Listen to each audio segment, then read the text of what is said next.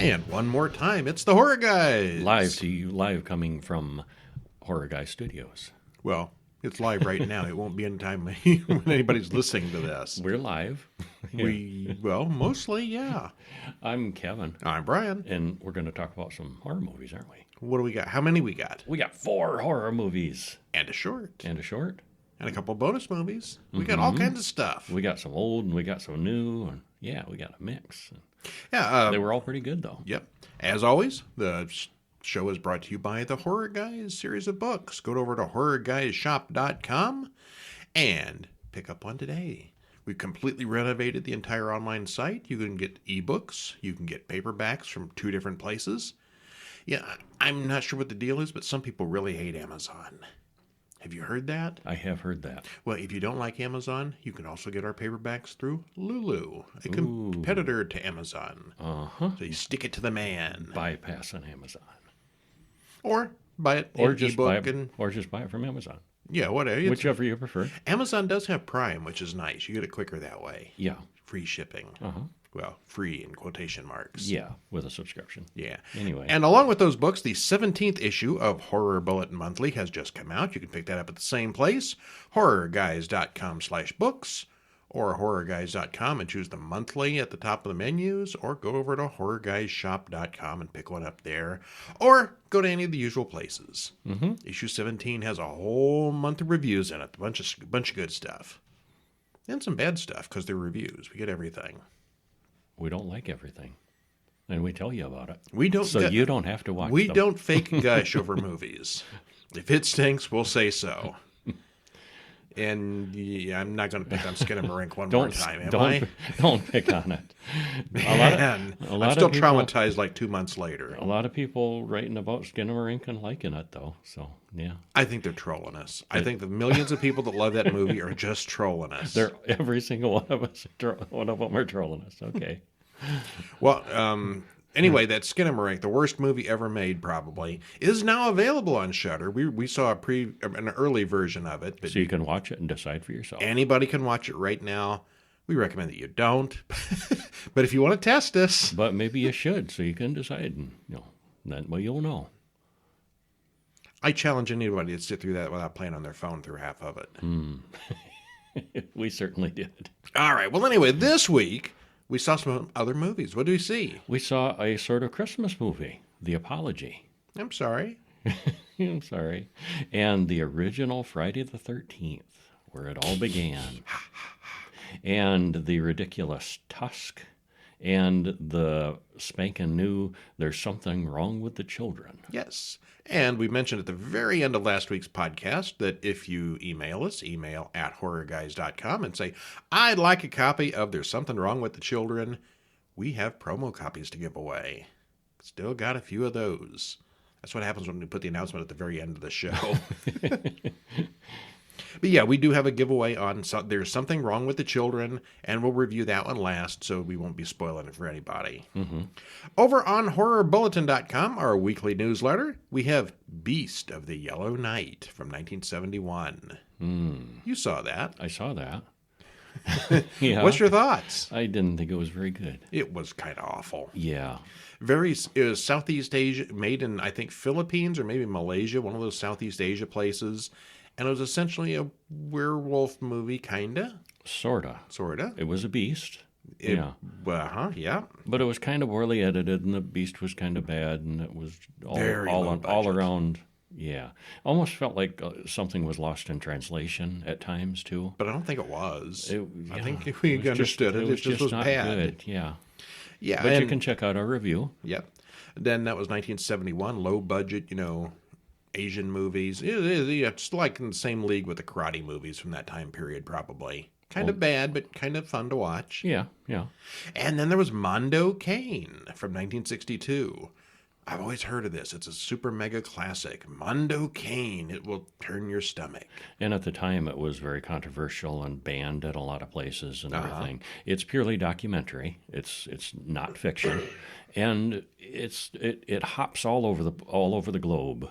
It's showing just one weird people thing doing after stuff. another, yeah. And sometimes it's weird things and weird rituals and real weird cultures, but it shows a tribe, slaughtering pigs, for example. It's very graphic on animal deaths.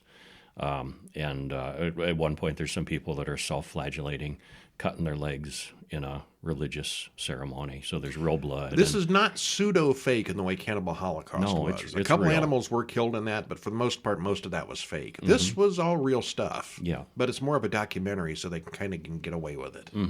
But it hops all over the world and shows an advanced society, a modern city, well, modern for 1962, people doing things there, and then comparing it to a simple tribe, and it was kind of interesting because they'd hop around. It's like, oh, people are kind of people all over. They're all People are weird. The fundamentals are people are weird. Yeah. Anyway, that was Mondo Cane from 62. You can read the whole thing at horrorbulletin.com. It's already been posted. It's there and available for you right now.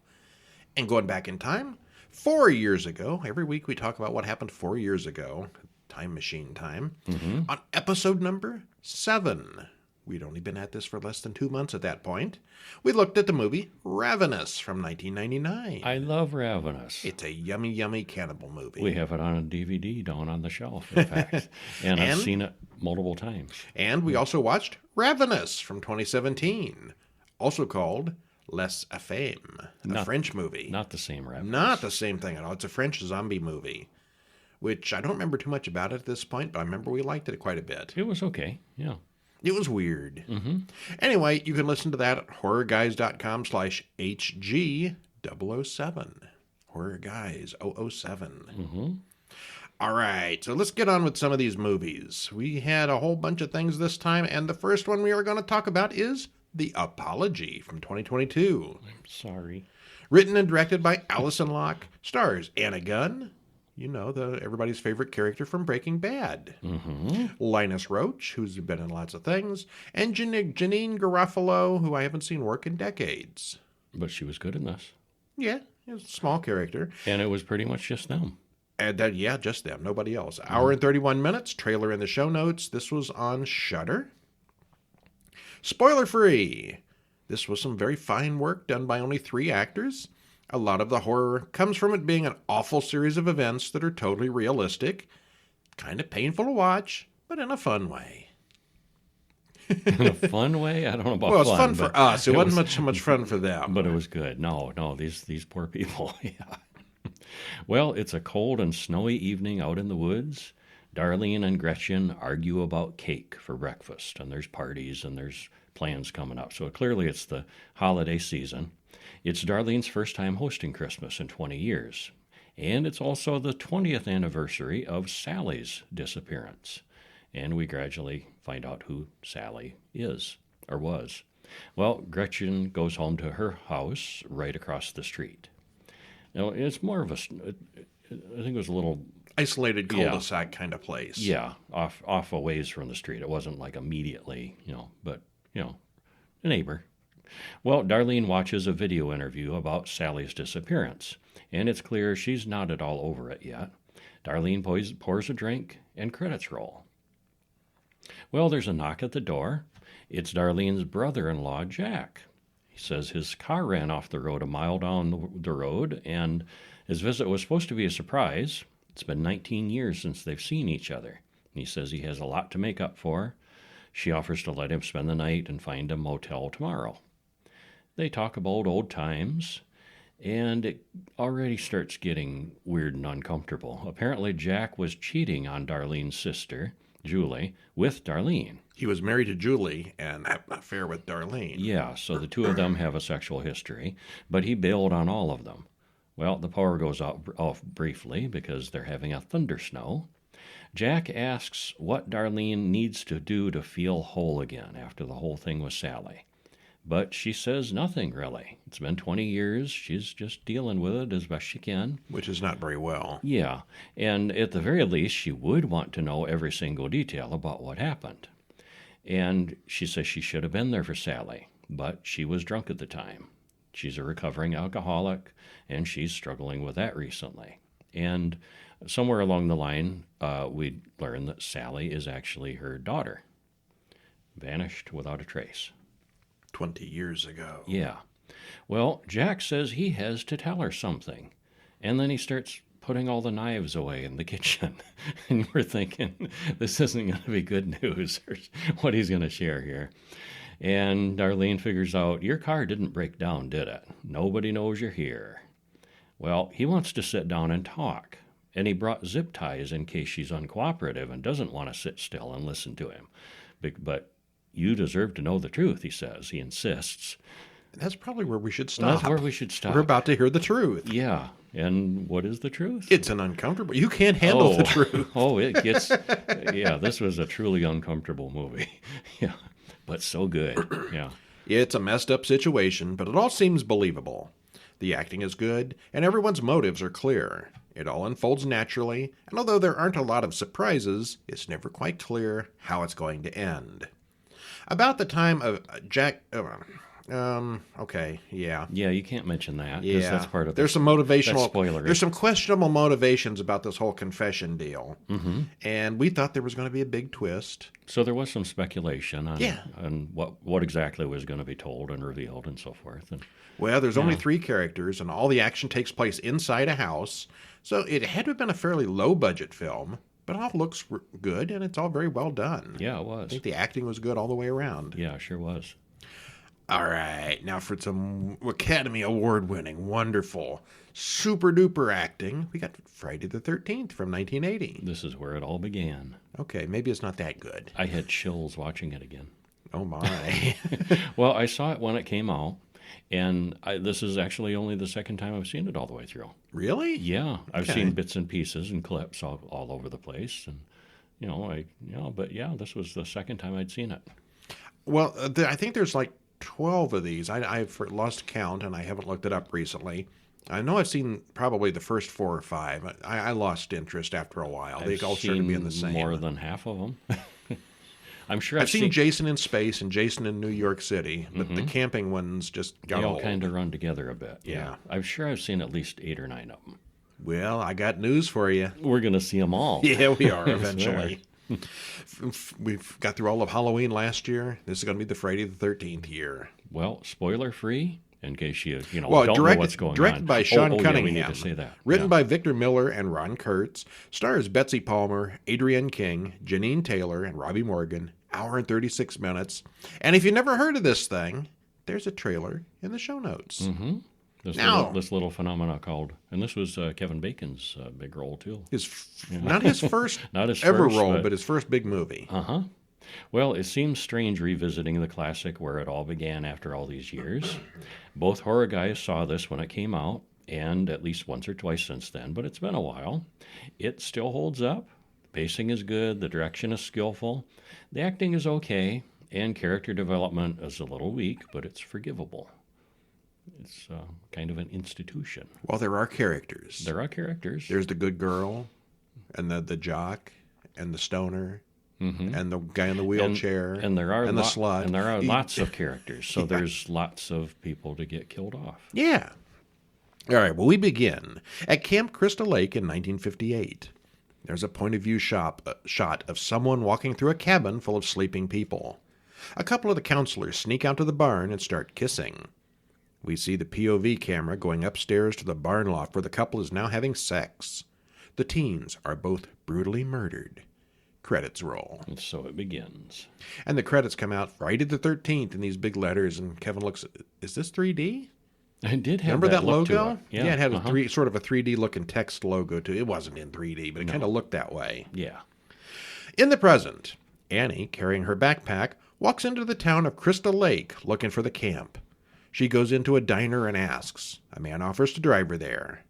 Ralph, the harbinger, says the place has a death curse and that she's never coming back. He must welcome everybody in town like that, you think? He knows things. He rides bike and he knows things. He ain't wrong. Yeah.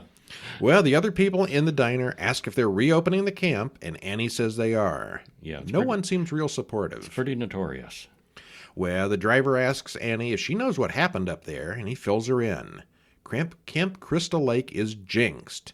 2 kids were murdered in 1958, and another one drowned in 57. There have been fires up there since.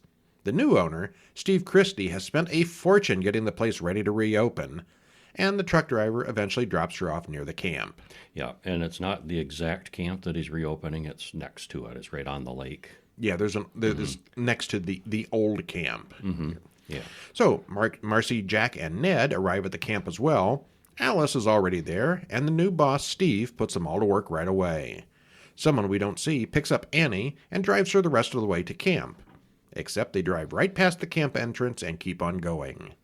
Annie jumps out of the car to escape and runs through the woods with the killer in pursuit. Annie winds up dead in the woods with her throat cut. Well, there's one. There's one. It was looking like she was going to be the main character, too. Psych. Nope.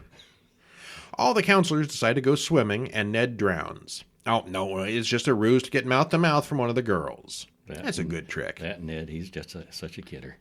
Annie finds a snake in her cabin, and the group practically destroys the cabin in the hunt for the thing. They finally kill it with a machete. Handy. A what? A machete. Handy having a machete laying around, isn't it? Officer Dorf, a motorcycle cop, comes by to warn them about Crazy Ralph, who's on a bender. That's the guy we saw in town earlier. Mm-hmm. Alice soon finds Ralph hiding in the pantry, and he goes on about the curse again. God sent me. I got to warn you. You're doomed to stay. Doomed, I say. Oh, my. Sounds like a pirate, don't he? Yeah, a little bit. Later, Jack and Marcy start making out, and Ned looks on with jealousy as he goes off to do his own thing. It starts storming, so Jack and Marcy go into a cabin to continue what they were doing. They don't see Ned's bloody body on the upper bunk. Jack dies from an arrow through the throat, and Marcy gets the axe. Uh-oh. I've already lost track. I think that's 4. So many handy weapons laying around. Brenda, Bill, and Annie, meanwhile, start to play Strip Monopoly. Yeah, that sounds exciting, but you know how slow that would be? It's very slow. It is. Steve is stuck in town at the diner talking to Sandy, the waitress there. He finally leaves and drives back to camp. He breaks down, and Sergeant Tierney gives him a ride. Tierney complains about the higher crime rate when it's Friday the 13th or the full moon, which I guess is probably a statistical truth. Something to that, isn't there? Not really. No? It's hooey. Well, Tierney gets an emergency call and lets Steve out to walk the rest of the way. Brenda remembers she left her cabin windows open and runs out into the rain without any clothes. She narrowly avoids being killed in the shower house, but eventually makes it back to her cabin.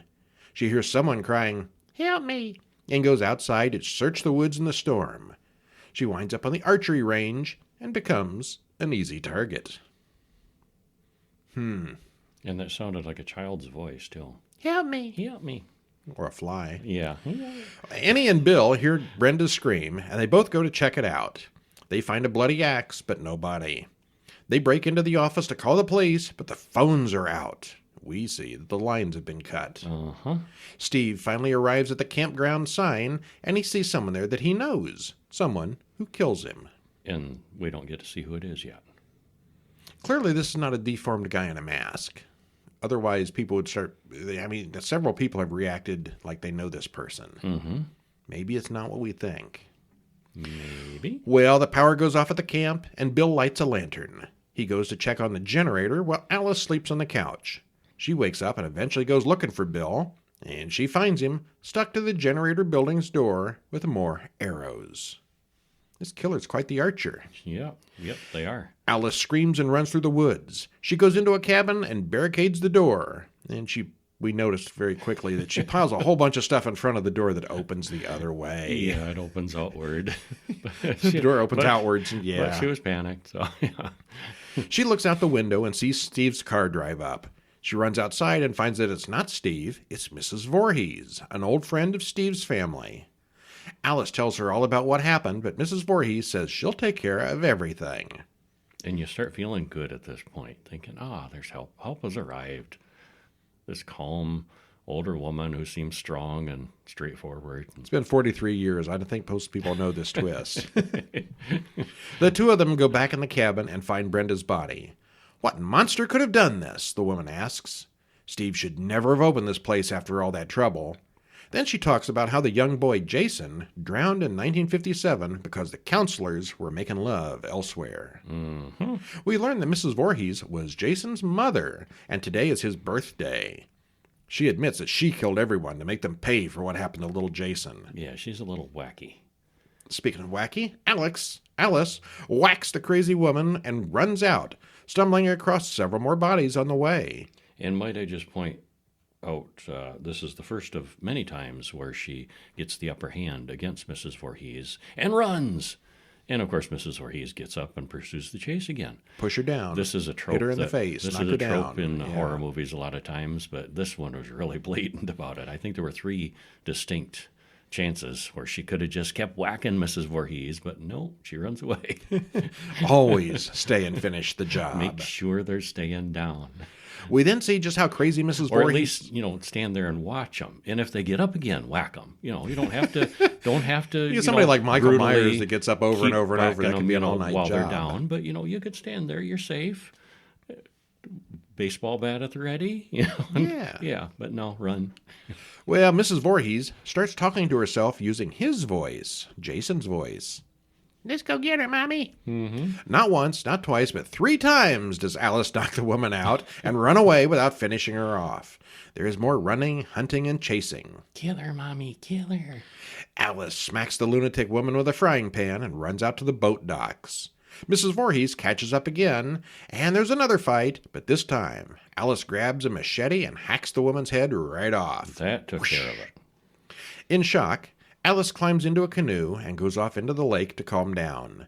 She wakes up in the morning. Half-rotted Jason jumps up and grabs her. Ah! No, she wakes up in the hospital and talks to the police. Just a dream. Mm-hmm. Or maybe not. She asks if Jason is dead, too. Sergeant Tierney says that didn't really happen, so he doesn't believe much of her story. Then he's still there, Alice says. So there could be a sequel then, is what you're saying. Yeah, I guess it's possible. Yeah. I mean, they hacked the old woman's head off. How could they come up with a sequel for that? How could they come back? Yeah. Well, the character Jack was one of Kevin Bacon's earliest major film appearances. We get the iconic sound just a minute or 2 into the story, so it wastes no time. It's not quite the Halloween theme, but it's certainly memorable. It's recognizable. There's not really much character development here, but at least we can tell all the characters apart before they die. The end, of course, reveals the killer to be Mrs. Voorhees. She killed all the counselors in 58 and was probably the one who started the fires that were mentioned. The name Jason doesn't even come up until at the very end of the film with her explanation, and Jason being the killer only comes in the sequels. Jason didn't kill anybody yet. Nope. I like the pacing here. It never slows down for too much chit-chat, and people start dying right away. It's no wonder they barely waited a year to make one sequel. That first sequel, this was 1980. Part 2 came out in 81. Boom. Made money. Let's make some more. They made a lot of sequels very fast. Yeah. Some of them are not great. And some of them are, well, like we said, they kind of run together in the midst. I think around 10, Jason X, I think, started getting more interesting. But, yeah, the ones from 4 to 8 or so just kind of run together. 4 to 8 or 9, they're all in a camp. And, it's another Friday the 13th movie. Yeah. Then we watched a short film also this week, 2023, The Giver Taker. Ooh, that sounds cool. Yeah, it was neat. Directed by Paul Gandersman, written by Peter S. Hall, stars Sarah Nell Kessler, Laura Jessica Perrin, and Heather Katie Ward. Wouldn't let you be in this one if you didn't have 3 names. 10 minutes, 22 seconds, and you can watch this one on YouTube. What happens? Well, a woman prepares a very special offering and reads a spell from her book. And then she opens a mystical doorway to a dark place. She wants revenge on those who have caused her pain. Well, Heather and Becca, the 2 bad girls she wants to revenge on, come in. Main girl says that the dark hole in the wall is like a wishing well, a real one, and she demonstrates how it works. You need to make offerings to the giver-taker, and he will grant you wishes. But what could go wrong? Wishes? Wishes? Whatever goes wrong with wishes never go wrong. We find out what goes wrong. Sometimes it's not good to hear the truth, and also be careful what you wish for.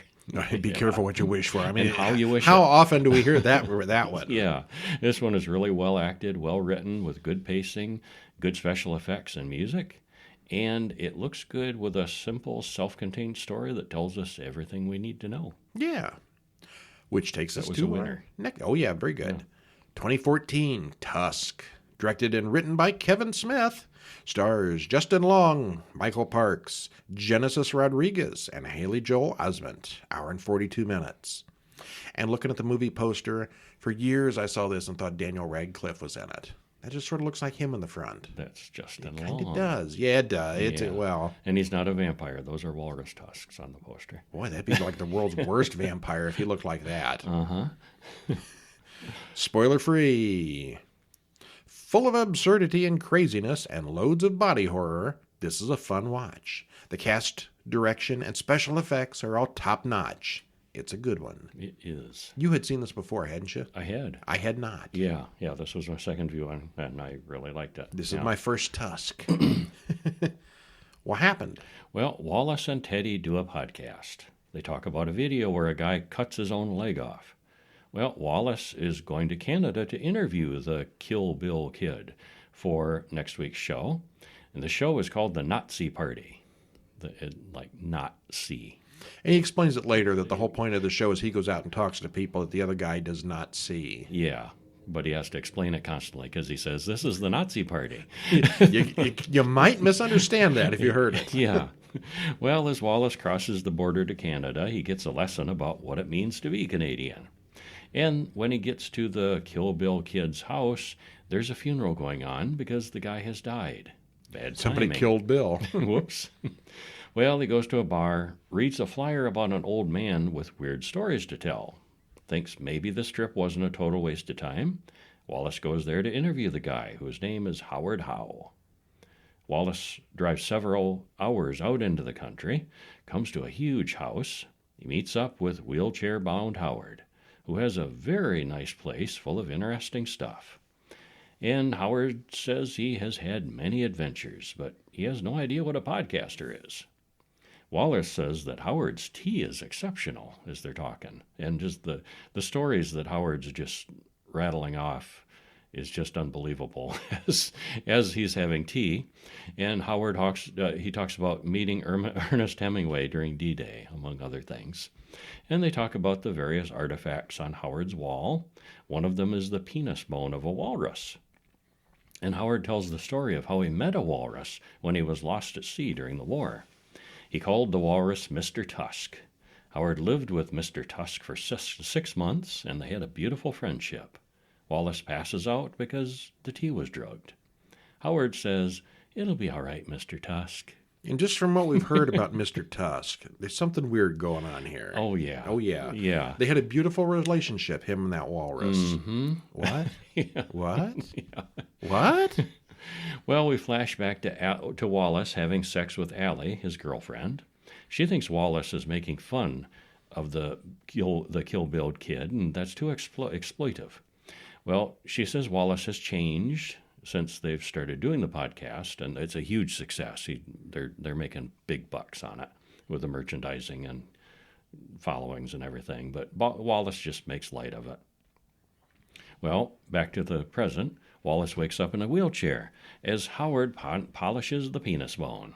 The walruses. The walrus penis bone, yes. But, he's, stroking it, as he's sitting there talking. So, the symbolism is not lost. Howard says that Wallace was bitten by a brown recluse spider. He says a doctor came and gave Wallace a spinal injection, which is why Wallace can't move much. The doctor also removed one of Wallace's legs and took all the phones away. What? Yeah. What? He's just BSing him because Wallace is drugged out and half asleep yet, and he's just spewing off this. Well, it's really obvious that Howard is lying about the whole thing. Hours pass, and Wallace says he can't move his arms. Howard says that's probably just the morphine at work. Wallace thinks that Howard is lying, and then Howard gets out of his wheelchair and smacks him on the face. He wasn't even wheelchair bound. Howard says that he's been constructing a walrus suit that he plans to put on Wallace, and Wallace must act the part. What? Wallace the walrus, yeah. Well, we cut to Allie, who complains about Wallace. She hates him, but she hates herself more for letting him do things to her. And she knows that he cheats on her. We see that he's telling all this to Teddy. She's telling all this. She's telling all this to Teddy just before they sleep together.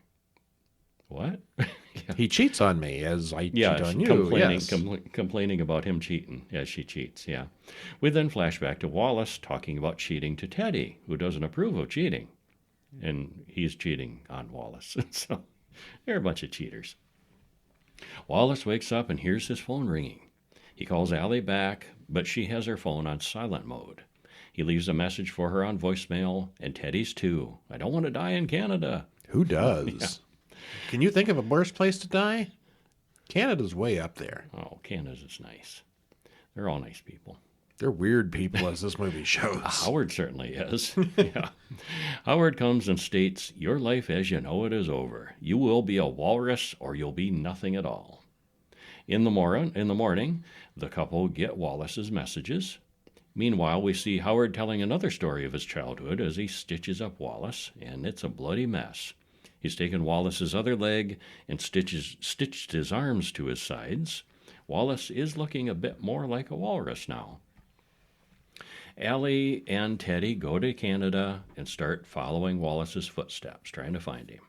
They team up with Guy Lapointe, a detective in search of a serial killer named Howard Howe. Aha! He's killed 23 people so far.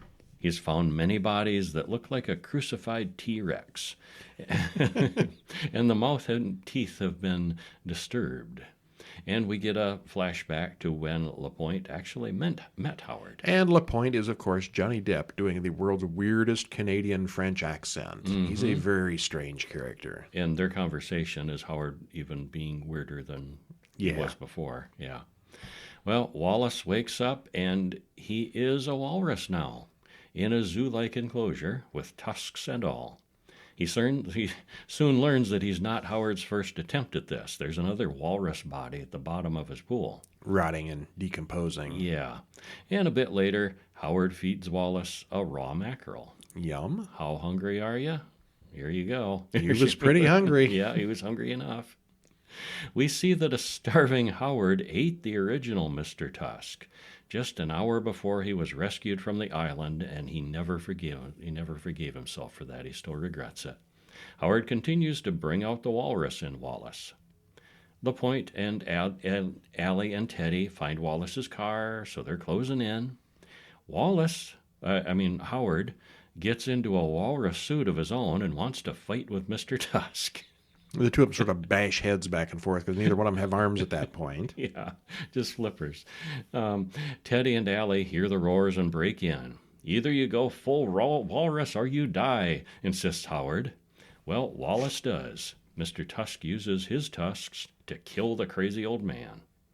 Just as they come in. Yeah. Alice and Teddy find Wallace, but he can't talk. He can only roar.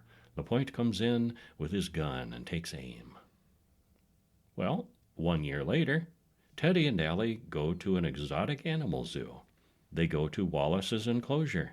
They bring him a fish, which he eats somewhat reluctantly as he sheds some tears. I mean, it's a comedy movie. But everything it's is reasonably possible up until the end.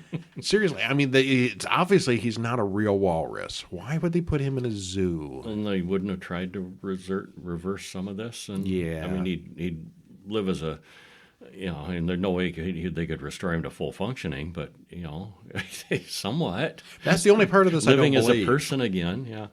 Yeah.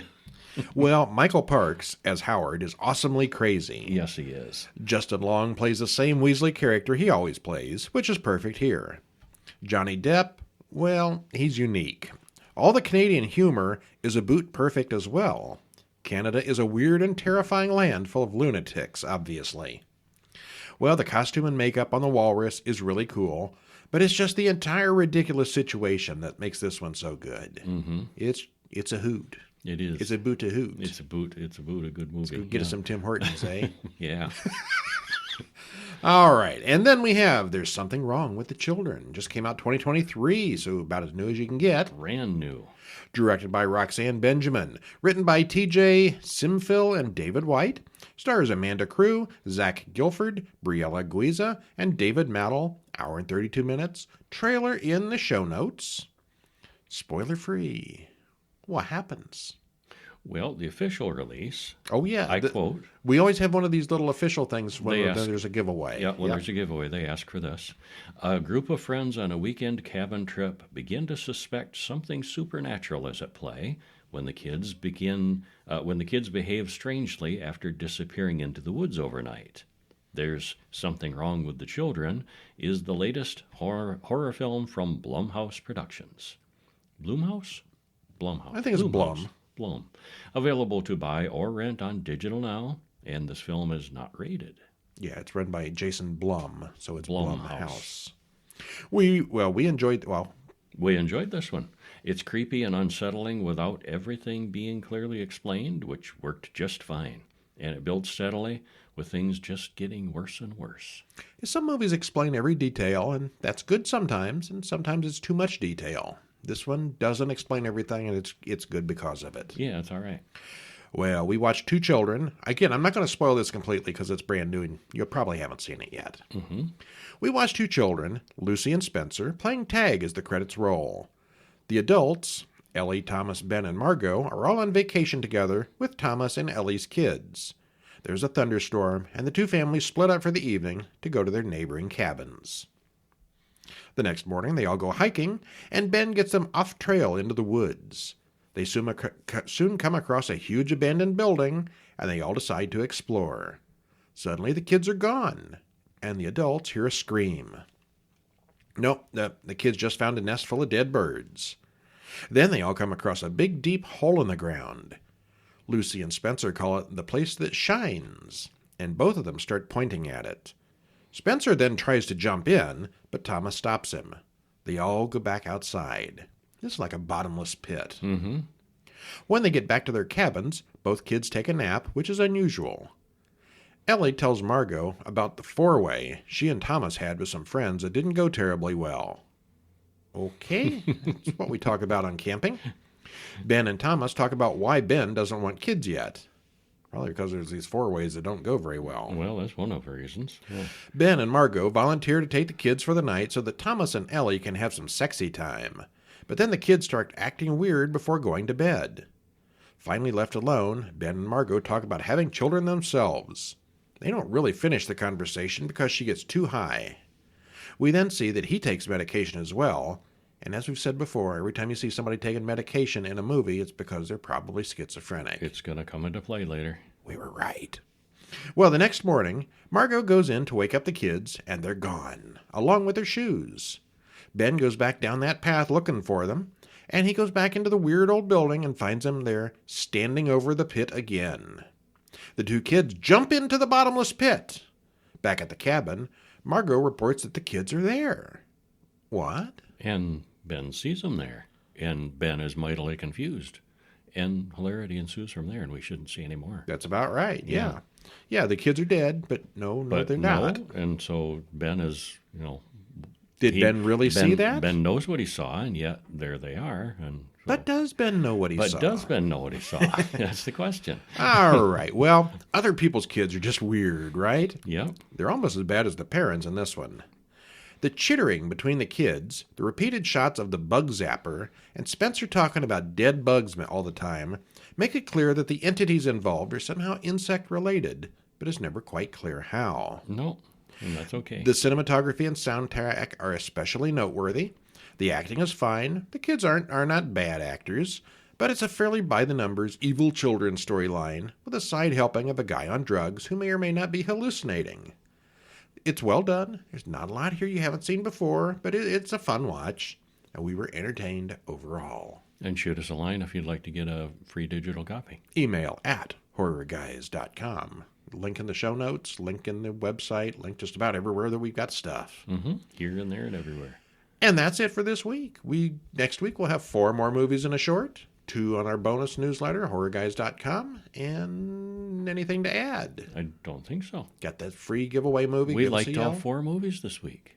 We did. That's nice. Yeah. Yeah. Let's try and have some stinkers next week. Got to warn you about the stinkers. Something we can rip on more next week. Well, just the stuff we've watched recently that's probably going to show up next week. I don't think there's anything we really hated. No, not yet. Yeah, we're on a good roll. Yeah. Yeah. You sound sad. I like ripping them up once in a while. Once in a while, maybe. Okay, well, I'm Brian. And I'm Kevin. We'll see you next week. See ya.